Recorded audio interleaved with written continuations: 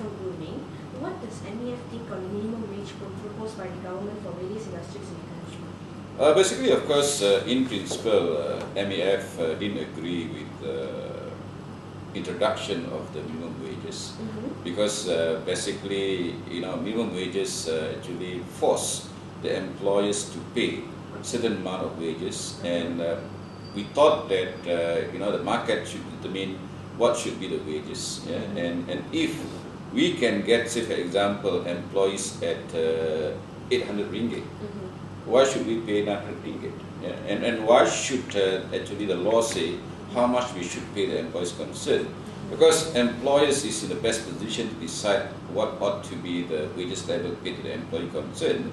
And of course, the employees themselves can decide whether this employee is fair or not in paying so much wages, because then when the employees, say for example, say that okay, look, they don't want to go out from their hometown, and this person is somewhere in Tumpat, for example.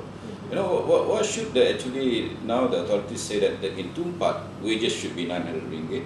In Kuala Lumpur the wages also should be 900 ringgit, because the requirements of the staff are quite different. People who are in smaller town are contented with lower wages because they are basically feel that they need to actually live in that environment and they don't want to live in their hometown.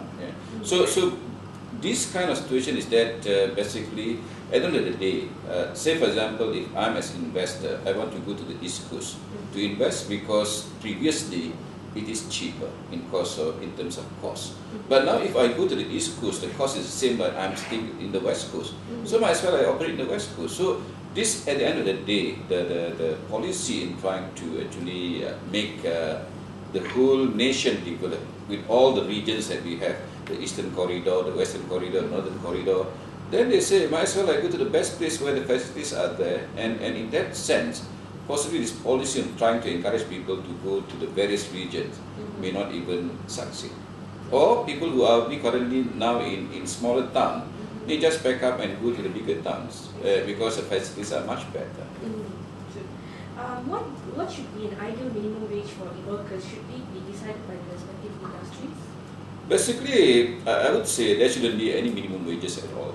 It ought to be actually decided by the market forces. Of course, market forces means that basically if labor is tight, meaning that the labor supply is lower than what is demanded by the market, then of course wages have to go up, even higher than 100 ringgit. And when, for example, when the economy is bad, for example, and there is an oversupply of labor, then possibly it can go down even 900 ringgit. So basically, of course, to say that no, you must pay basic of 900 ringgit is, I think, putting a lot of constraint on the industry, because it failed to realize the fact that, or failed to take into consideration the fact that out there now, employers are not just paying basic wages. A good example with the hotel industry. Wages can be low, say for example at 300 ringgit, 400 ringgit. But it depends on the point system. the point system, the service charges are very high. Even to the extent that one point can be 3,000. can be one point can be 500 ringgit, thing like that. If you have 3 point or 4 point, that alone become 2,000 ringgit. So sometimes even the rank and file are quite reluctant to be promoted to executive position, because in executive position they don't share the service point. Correct. Whereas in the rank and file position they share the service point. But now the minimum wages say no, you must have basic of 900. So this is where the difficulty is, because they fail to take into account what is the current practice. So they impose the law, and basically now people are in more like a predicament on where they want to move from there.